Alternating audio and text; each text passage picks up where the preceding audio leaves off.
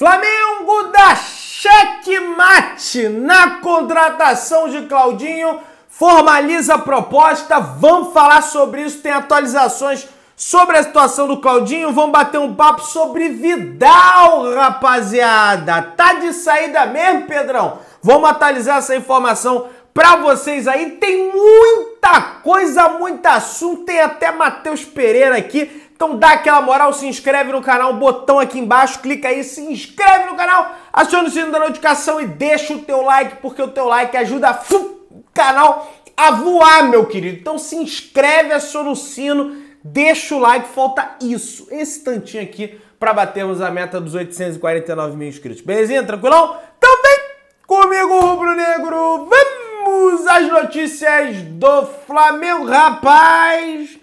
Hoje foi tanta coisa, teve a apresentação do Alan, teve Spindle, rapaz, teve um monte de coisa, mas vamos começar pela apresentação do Alan. E eu separei aqui, que entrevista boa essa do Alan, hein, cara? Entrevista leve, descontraída, alegre, garoto sorridente, tá feliz no Flamengo, né? Fred Gomes brincando, falando que chegou às 5 marcas de pasta de dente pra patrocinar ele. Um negócio impressionante. E aí, pra minha primeira pergunta, que foi uma das melhores, que não foi de jornalista, que foi do sócio-torcedor que estava lá presente, perguntou pro Alan por que ele escolheu o Flamengo, coisa e tal. E o Alan, na minha opinião, deu uma lapada pra cima da equipe do Botafogo de Minas, o Galo Mineiro. Tá aqui. Muito fácil responder. A grandeza do clube. Vejo o Flamengo como o maior time do Brasil. Não foi difícil escolher. Era um sonho que eu tinha em jogar aqui. E hoje estar podendo realizar. Estou muito feliz. Falou o Alan. Eu gostei bastante da pergunta do companheiro da S1 Live também, o Bruno Vilafranca, que falou que no confronto do ano passado das oitavas ele reclamou de uma suposta falta que o Pedro teria feito nele, que ele se jogou. Aí ele você ainda acha que foi falta? O Marco Braz começou a rir e falou, não foi nada, agora foi lá, né? Esquece, rapaziada. E o Alan, que muito provavelmente já deve estar disponível aí para o Sampaoli escalá-lo, né, na quarta-feira, né? Claro, não deve sair jogando, é evidente, né? O cara tá voltando de lesão, precisa de ritmo de jogo, mas já deve estar disponível no banco de reservas, deve viajar para Curitiba. Beleza, rapaziada? Então vamos lá. Outra coisa, né? Teve a coletiva de apresentação do Alan e logo depois teve o diretor de futebol do Flamengo, o Bruno Spindle, junto com o Marcos Braz, respondendo às perguntas da imprensa. E é claro, é óbvio que o assunto arbitragem, depois da operação que o Flamengo sofreu no final de semana, foi abordado. E o diretor executivo do Flamengo, antes das perguntas, fez um pronunciamento sobre essa questão da arbitragem e ele falou: a gente ficou muito indignado com um árbitro que não está acostumado com um jogo desse tamanho. Cometeu erros inaceitáveis. O pênalti sobre o Ribeiro com carga nas costas, que é tema de vídeos explicativos da CBF. Ou seja, ele falou que em vídeos, exemplos da CBF, mostram para os árbitros, ó, esse tipo de lance aqui é pênalti. Isso é mostrado para a arbitragem. O cara não deu pênalti porque é um árbitro fraco, é árbitro FIFA. Isso aí não significa nada, tem um monte que é FIFA aí e é horroroso. E eu falo aqui, ó, gente, esse árbitro é horroroso, ele é horrível e confirmou isso dentro do jogo. Ah, você fala de todo mundo, Pedrão. Não. Tem alguns, se vocês reparar, eu faço alguns elogios, mas deixo claro que, ó, pode errar contra o Flamengo, porque eu não gosto de ficar também elogiando árbitro, tá certo, o Spindle, tem que cobrar, tem que ficar em cima. Eu vejo muitos jornalistas nas redes sociais, até jornalistas que torcem para o Flamengo. Não, porque os dirigentes não tem que fazer isso, tem que buscar o melhor para o futebol brasileiro. Gente, isso é utopia, isso é politicamente correto, sinceramente, cara. O dirigente tem mais a que pressionar mesmo, o futebol... Quem não chora não mama, esse é o lema do futebol brasileiro, aqui não tem esse papinho de politicamente correto não. Então vamos lá, vamos seguir para o próximo assunto. Um assunto bem chato, tá? Um assunto realmente bem delicado que a gente vai tocar nesse momento, que foi, infelizmente, né, a morte de uma torcedora do Palmeiras nesse confronto entre Flamengo e Palmeiras que aconteceu no último sábado, né? A gente já tinha informações até que estava rolando confusão do lado de fora do estádio, né? Spray de pimenta estava indo até para dentro do estádio e agora, infelizmente, a gente teve essa confirmação. Tá aí, agora não, por volta da 1h da tarde, o Flamengo soltou uma nota que diz o seguinte: o Clube de Regatas do Flamengo lamenta profundamente a morte da torcedora Gabriela Anelli. Em uma ocasião que deveria ser de disputa meramente esportiva, uma jovem perdeu a vida de forma bárbara, o que é injustificável e merece ser punido com rigor. É muito importante que tudo seja devidamente esclarecido e que os responsáveis efetivos pelo crime sejam responsabilizados. O Clube de Regatas do Flamengo manifesta solidariedade à família e também eu manifesto solidariedade à família dessa jovem, tá? Não existe isso, essa história, porque é torcedor do Palmeiras, tem que bater em torcedor. Eu nunca prego isso aqui no canal, e se eu pregasse eu era completamente louco. A gente brinca, porcaiada, ele chama a gente de mulambo, disso, de aquilo, né? Mas sempre na zoeira esportiva, entendeu? E realmente parece que jogaram uma garrafa de vidro e aí pegou na menina, uma coisa horrorosa realmente. Agora, eu sinceramente, gente, isso aí dá até medo, né, nas famílias, né, pra ir nesse tipo de jogo. Se eu fosse nesse tipo de jogo, eu ia tomar todos os cuidados possíveis, porque é um jogo perigoso, mas não é culpa da vítima, tá? Não tô aqui jogando a culpa, porque ela não tinha que ter, não tem nada a ver isso. Ela tem que estar lá. A culpa é você nem tem nem palavras para definir uma pessoa que dá uma garrafada na outra, ou joga uma garrafada na outra. E também eu vou fazer uma crítica aqui agora às autoridades de São Paulo, tá? O pessoal de São Paulo vai ficar chateado comigo porque agora eu vou falar.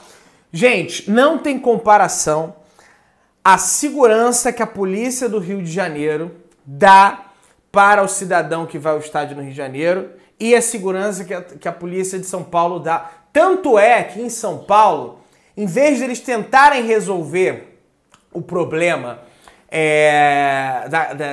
por exemplo, lá em São Paulo não pode ter Corinthians e Palmeiras, né, com as duas torcidas. Mas por quê? Porque as autoridades lá são incompetentes.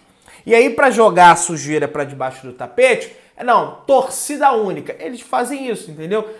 Aqui no Rio de Janeiro, a gente tem Flamengo e Fluminense, a gente tem Vasco e Flamengo. Dentro do estádio e no entorno do estádio, raramente acontece alguma coisa. Nisso, eu tenho que elogiar a polícia do Rio de Janeiro, o BEP, que é o batalhão, que muitas das vezes exagera, pô, rodou uma imagem o torcedor tava comemorando, aí o cara do BEP deu duas pancadas no cara, o cara não fez nada, o cara tava comemorando o gol do Flamengo. Tem erro, tem, mas, cara, na questão de separar a torcida, não deixar que a outra torcida entre em contato com a outra, isso aí eu não tenho que falar. Em São Paulo eu já fui algumas vezes e não é assim. Não é assim, não, o efetivo não é igual ao do Rio de Janeiro, já vivi as duas situações e é muito mais perigoso lá do que aqui. Então vai essa minha crítica também às autoridades de São Paulo que deveriam inibir esse tipo de coisa. Para mim a culpa é das autoridades e também do cafajeste, do mau caráter, não tem nem adjetivos aqui para definir essa pessoa. Pode ser torcedor do Flamengo, que for, tô nem aí, né? Por ter feito essa barbaridade com uma menina que só tava lá para curtir o time dela, o time do Palmeiras. Então, toda a minha solidariedade à família dela. O BAP, inclusive, comentou sobre isso. Tá aí, ó. Jogamos no país inteiro, sem problemas com nenhuma polícia ou torcida. Mas em São Paulo, contra o Palmeiras, nossa torcida é considerada como problemática. Há anos tenta impedir a presença da nossa torcida em jogo contra eles. Pois é, aí vai acabar assim, tá? Certeza vai acontecer. Vão proibir agora também a torcida do Flamengo lá em São Paulo. Tenho certeza que vai acontecer isso, tá? Gente, vamos lá. A camisa de número 3 do Flamengo vai ser lançada oficialmente em agosto. Ela será toda preta com detalhes em furta-cor. Patrocínios, numeração e nome em vermelho, escudo do Remo, Adidas e as 3 listas, né? Furta-cor, eu acho que é aquele refletivo, né? Vai ser um escudo que ele vai refletir, né? Perante a luz, né? Tá bem bacana essa nova camisa do Flamengo que vai estar à venda no dia 3. O pessoal já tá falando que já tem aí em sites aí. É pirata, né? Não é original, mas também, sinceramente, não julgo quem compra pirata, não. Aqui não tem politicamente correto, enfim. Compre original se você puder. Se você não puder, meu amigo, eu não julgo ninguém aqui não, tá? Galera, vamos lá. O Flamengo sobre o BH, né? Tem tanto assunto, tem tanta coisa pra gente conversar. Vamos falar sobre o Bruno Henrique, tá aí. O atleta Bruno Henrique realizou exames que diagnosticaram estiramento ligamentar após entorse no joelho e no tornozelo esquerdo. O tratamento é com fisioterapia, meu querido. Tá aí, né? Infelizmente, uma notícia que a gente não queria. Não é algo grave, gravíssimo, assim como ele sofreu aquela lesão no ano passado. Não chega nem no chulé dessa lesão que ele teve. Eu apurei algumas situações internamente junto com o meu amigo Gabriel e a informação que veio lá de dentro, tá? É que deve ser um prazo mais ou menos aí de 3 a 4 semanas, mais ou menos um mês de recuperação do Bruno Henrique, ou seja, o Flamengo, o Bruno Henrique deve desfalcar o Flamengo pelo menos no primeiro jogo das oitavas de final da Copa Libertadores da América contra o Olímpia, que é o jogo justamente do Maracanã, né? No jogo da volta talvez ele já esteja voltando. É uma pena realmente, ele estava reconquistando o ritmo dele, né? Estava fazendo gols, estava ganhando confiança e acontecer essa fatalidade aí, o jogador do Palmeiras vai cabecear a bola, cai por cima ali do tornozelo dele, né? Ele tá com estiramento tanto no tornozelo quanto no joelho, tá, gente? Mas é no outro joelho, não é no joelho que ele fez a cirurgia. Ainda bem, porque se fosse no que ele fez a cirurgia, talvez eu não sei o que poderia ter acontecido. Não sei se já calcificou 100% ali a situação. Mas vamos torcer, vamos orar, vamos pedir a Deus porque o BH realmente tenha uma recuperação rápida. Pelo que a gente apurou com o staff do Bruno Henrique, ele tá muito abalado com essa situação, que ele tava voltando, né? Voltando aí pro sucesso e acontece isso novamente com ele. Mas isso aí é normal, é claro, o cara vai ficar chateado. Acredito que com os passar dos dias ele tem um poder de recuperação, um poder sobre a dificuldade muito grande, né? Então vamos torcer para que ele continue realmente assim. Confiança, BH, você vai sair dessa e ainda vai ajudar o Flamengo esse ano a conquistar os devidos títulos, tá? Galera, vamos entrar agora no âmbito do mercado da bola. A Raíssa Simplício, através do portal Goal Brasil, trouxe a informação que Matheus Pereira, do Al Hilal, foi oferecido ao Flamengo. Tá aí Matheus Pereira, ele que é meio campista, né? Uma espécie ali de meia armador, tem 27 anos de idade e está fora dos planos do clube da Arábia Saudita. O Cruzeiro tentou a contratação do jogador recentemente, mas o Al Hilal não liberou o atleta. Na última temporada ele estava emprestado ao Al Wahda, do Emirados Árabes. Enfim, vamos ver se o Flamengo vai prosseguir. Acredito que o Flamengo só vai prosseguir, talvez, nessa negociação, se o Flamengo não conseguir a contratação do De La Cruz, nem do Claudinho. A gente vai entrar nesse mérito agora mesmo, tá? Daqui a pouco, agora mesmo, aliás, a gente vai começar a falar sobre o Claudinho, então conto bastante aí com a sua atenção. O negócio é o seguinte, galera, o Claudinho, primeiro ponto, durante a entrevista do Alan no Flamengo, o Claudinho estava assistindo a entrevista de apresentação do Alan, né? Como é que você sabe disso, Pedrão? Para de inventar essa história. Porra, toda hora tu inventa alguma coisa. Não tô inventando. O que acontece é que era uma transmissão numa outra rede social que tem aí, no perfil da TNT Sports, e lá nessa rede social, né, você consegue ver quem são as pessoas, você vê o número de pessoas e você consegue ver quem são as pessoas que estão assistindo a live, a transmissão. E dentre essas pessoas estava lá Claudinho Leonel. Pois é, o nome dele é Leonel, não é o Lionel Messi não, tá? E ele estava assistindo. Pô, por que ele estava assistindo, né? Tem algum interesse, coisa e tal? Já deixa claro aí, evidente, que o cara deve estar ansioso, assim como o Alan. O Alan hoje, na entrevista de apresentação, não, porque eu tô ansioso, nossa, eu tava muito ansioso, todo dia eu perguntava pro meu empresário. Talvez o Claudinho pode estar vivendo a mesma situação do Alan e já está consumindo aí conteúdo de Flamengo, porque ele quer, mas ele deu entrevista falando que não quer. Gente, sinceramente, vocês acreditam nessas entrevistas aí, eu paro com vocês, tá? E aí, a gente tem aqui a informação do Globoesporte.com, do Globo Esporte não, minto, do Paparazzo, do Gabriel Orfão, lá do Paparazzo, que postou inicialmente, que a primeira oferta do Flamengo pelo Claudinho foi feita hoje, tá, aos russos, e foi de 80 milhões de reais, mais ou menos 15 milhões de euros. O Flamengo prega gelo no sangue, paciência, justamente para dar esse checkmate no jogador. O clube prioriza a contratação do meio atacante de 26 anos porque o River Plate segue irredutível em relação ao De La Cruz. A oferta do Flamengo foi de 15 milhões de euros, mais bônus relativos à conquista de títulos e números de partidas disputadas, rapaziada. No entanto, os russos, eles querem mais. Eles não querem apenas os 15 milhões de euros.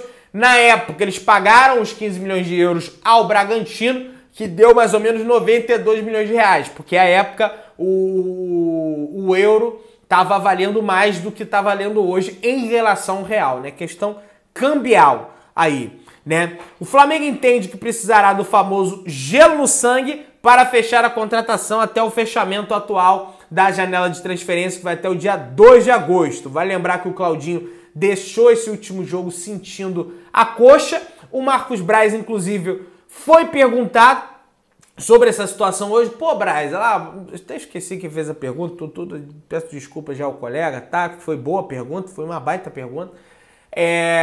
E o Braz falou, olha só, a gente não vai desistir do jogador por causa disso, não é um problema grave, e ainda citou a situação do Ayrton Lucas. Lembra que o Ayrton Lucas teve também um problema aí de... Ele até acho que fraturou o tornozelo esquerdo. O Flamengo prosseguiu na negociação e contratou o jogador mesmo com a fratura no tornozelo, e se mostrou uma decisão acertada da diretoria, porque apesar de ele não estar jogando tão bem nos últimos jogos, né, ele já rendeu bastante ao Flamengo. E o Braz citou essa situação e disse que vai prosseguir, ou seja, o Flamengo quer demais o jogador, né? E quando o Flamengo quer demais, eu acho que a probabilidade de sair negócio é altíssima. E se o Flamengo quer demais, é porque o jogador também quer vir vestir a camisa do Flamengo, tá? Calma que ainda tem outras notícias, tá? Principalmente sobre o Vidal. O Vene Casagrande, por volta das 1h10 da tarde, trouxe a informação que o Vidal não viajou para São Paulo, não por problema físico, não foi por, enfim, porque ele está sendo poupado. Não, o Vidal não viajou para São Paulo para encarar o Palmeiras por opção técnica do Sampaoli. O Sampaoli não quis relacionar o jogador, aí tá dando uma confusão danada.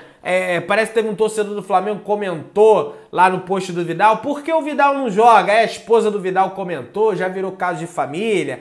Porque há um treinador muito malo, já estão reclamando do Sampaoli, entendeu? Sinceramente, Vidal, um beijo e não tumultua o ambiente do Flamengo, aí a tua esposa do cara lá se metendo em problema do Flamengo, em rede social, aí já começa... O que eu sei é o seguinte, a informação que chega do Globoesporte.com é que o Flamengo trabalha com a saída do Vidal ainda nessa janela, tá? O empresário do Vidal foi até o CT nessa segunda-feira, tá? Aí tá aqui, chileno de 36 anos, posta a foto ao lado do agente com a legenda que indica viagem e a seguinte frase, pronto para o que venha, tá? Né? Acho que é o Fernando Felicivich, né? Postou essa foto lá no Ninho do Urubu, tá aqui, deixa eu mostrar pra galera essa foto dele com o Vidal, tá aqui, ó.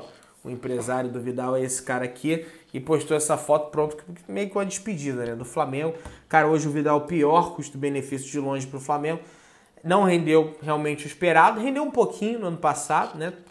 E agora causa aí essa situação, mas deve sair do Flamengo. A melhor situação para ele é sair do Flamengo. Para ele e para o Flamengo. Ainda mais que o Flamengo vai poupar um alto salário e ainda viabiliza a chegada de outros atletas. Dá aquela moral, se inscreve no canal, aciona o sino da notificação, deixa o seu like, tamo juntão, saudações, Brunegras.